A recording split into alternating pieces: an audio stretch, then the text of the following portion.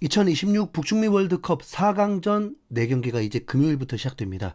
금요일 새벽 5시에는 프랑스 대 모로코, 토요일 새벽 4시에는 스페인 대 벨기에, 일요일 새벽 6시에 노르웨이 대 잉글랜드, 그리고 일요일 오전 10시에 아르헨티나 대 스위스.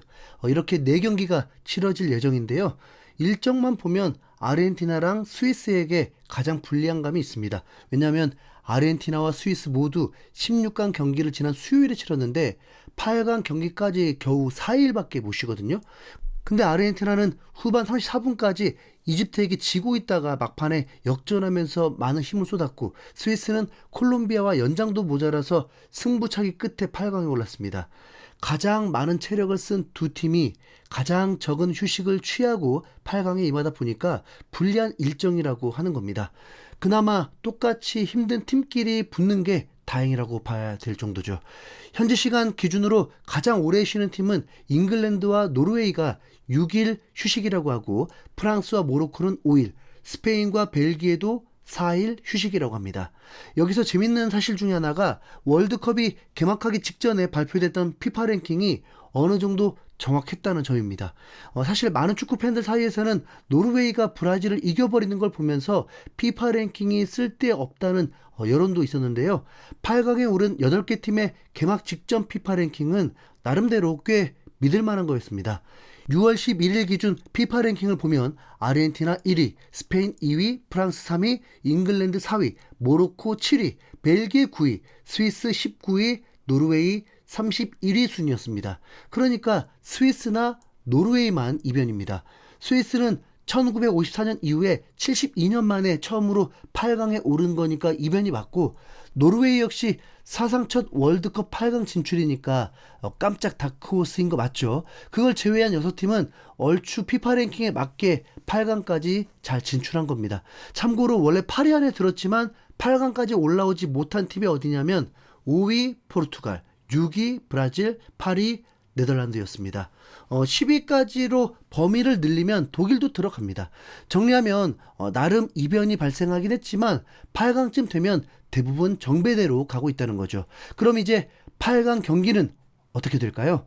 이제는 누가 이겨도 안 이상한 수준이 됐지만, 그래도 가장 예측하기 쉬울 것 같은 경기부터 한번 얘기를 해보겠습니다. 아르헨티나와 스위스의 대결인데요.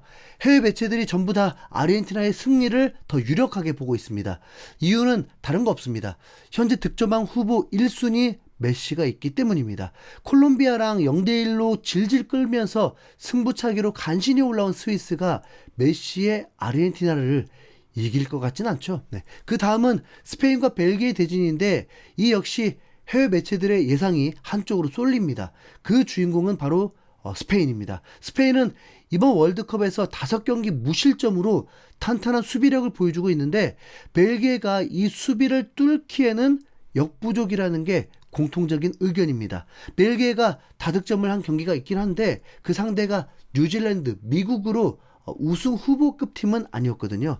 그러다 보니 포르투갈을 꺾은 스페인이 벨기에마저 침몰시킬 거라고 보고 있습니다. 가장 관전 포인트가 많은 경기는 바로 노르웨이 대 잉글랜드인데요. 혼란과 케인의 최강 스트라이커 대결부터가 엄청난 흥미를 끄는 대진입니다.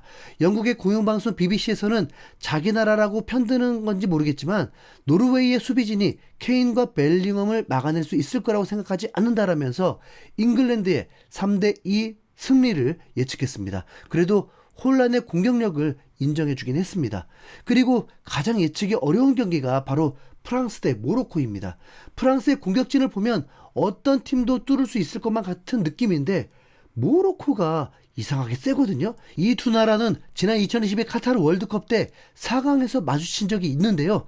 당시 프랑스가 2대0으로 모로코를 꺾고 결승에 올라갔죠. 이번이 그 복수전이라고 볼 수 있는데, 기본적으로는 프랑스의 우위가 맞지만 모로코가 이상한 저력을 발휘하게 되면 혹시 모른다? 그런 느낌 정도입니다. 경기는 미국에서 열리게 되는데, 프랑스 모로코전 뿐만 아니라 모든 경기가 지금부터는 미국에서 열리게 됩니다.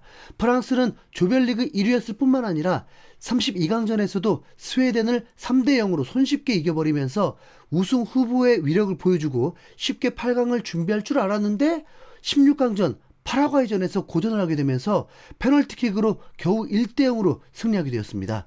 너무 힘겨운 승리라서 이러면 프랑스를 상대할 팀에게 매우 큰 기회를 주게 되는 약점 노출인 거죠. 그게 가장 큰 변수가 되었습니다. 모로코는 우승 후보들을 뚫고 올라온 팀입니다. 이미 브라질을 상대로 무승부를 기록했고 16강전에서 네덜란드를 상대로 극적인 동점골에 나오면서 승부차기 끝에 8강에 진출할 수 있었습니다. 그래서 프랑스가 모로코를 압도할 거라는 추측은 절대로 해서는 안 되는 거죠. 프랑스는 몸값이 가장 비싼 팀입니다. 음바페, 덴벨레, 두에, 올리세 이 4명의 공격진만 봐도 미쳤고 우파메카노, 살리바라는 센터백을 보유하고 있습니다. 최강 미드필더가 없는 게 그나마 상대 팀으로서는 숨 쉴 수가 있는 거죠. 솔직히 모로코는 풀백 하키미와 마즈라이 말고는 잘 모르는 선수들입니다. 하지만 선수들의 소속팀들을 보면 레알 마드리드, AS 로마, 풀럼, 썬더랜드, 지로나 등 완벽한 유럽 팀들로 구성되어 있고 골키퍼 야신 푸누는 아릴랄에서 뛰고 있는데 이전 소속팀이 세비야였고 알레티 유니폼을 입기도 했었습니다. 연봉이 200억대입니다. 네임밸류로는 모로코가 프랑스보다 떨어지지만 최대 강점은 또 조직력입니다. 경기가 시작되고 초반에는 양팀이 눈치 싸움이 많을 줄 알았는데 전반 4분 사이에 프랑스의 매우 위협적인 공격들이 나오면서 예상 밖의 상황이 흘러갔습니다. 그럼 골이 나왔냐? 아니요. 예상했던 모로코의 그 골키퍼가 원맨쇼를 펼치면서 프랑스의 결정적인 슈팅들을 막아내면서 무실점으로 버티게 되었습니다.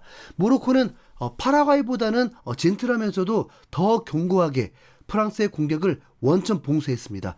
프랑스가 모로코에 말리다가 이제 음바페가 자신의 실력으로 페널티킥을 얻어내면서 역시 어쩔 수 없는 건가 했죠. 4년 전에 2대0으로 승리했던 프랑스가 다시 떠오르더라고요. 그런데 음바페가 어설프게 오른쪽 방향 슈팅에 모로코 골키퍼가 선방도 아니고 그냥 공을 잡아내버리면서 진정한 야신의 플레이를 보여줬습니다. 음바페는 심판에게 항의를 받지만 받아들여지지도 않았습니다. 그 항의가 야신이 너무 호들갑던 거 아니냐인데 꼭 어린이처럼 투정 부리는 것 같았습니다. 전반전은 기대했던 대로 0대0이 되었습니다. 점유율은 비슷했고 프랑스가 슈팅 13개, 모로코는 단 1개였습니다. 이러면 프랑스의 탈락이 가능할 수도 있다는 거죠. 네. 잉글랜드의 우승을 바라는 입장에서는 프랑스는 매우 큰 걸림돌입니다. 스페인도 있지만요. 그리고 솔직히 말하면 지금 이 월드컵이 8강전이 되니까 무슨 다른 대륙대회 보는 것 같았고 그냥 남의 A매치 보는 것 같았습니다. 다양한 축구 소식 전해드리는 흰수염고래 좋아요, 구독 부탁드립니다. 후반전이 시작되었습니다. 이 경기는 콜롬비아, 스위스처럼 0대0이 가능할 것처럼 보였습니다. 그런데 60분에 음바페가 볼을 잡은 후에 순식간에 득점을 폭발을 하는데 모로코의 수비가 4명이 둘러싸여 있는데도 골대를 보긴 한 건지 기술적인 가마차기가 파포스트 끝으로 빨려 들어가면서 소름 돋는 골을 폭발시켰습니다. 역시 이런 큰 대회에서는 조직력보다 개인의 능력이 필요한가 봅니다. 음바페가 경기를 바꿔놔 버렸습니다. 모로코는 이제 작전을 바꿀 수밖에 없었습니다. 이건 또 프랑스가 원하는 거죠. 라인 간격이 벌어질 수밖에 없었는데 이젠 6분 뒤에 덴벨레가 중원에서 볼을 몰고 가더니 공간들이 비니까 그대로 슈팅한 것이 프랑스의 추가골까지 터져버립니다. 음바페는 지금 8강인데도 벌써 마의 8골을 돌파하면서 메시와 득점왕 대결을 하고 있고 덴벨레도 5골째입니다. 이대로 프랑스는 승리하면서 그래 이제 제2 결승전 아마도 프랑스 대 스페인의 경기가 되겠죠? 이상 흰수염고래였습니다. 감사합니다.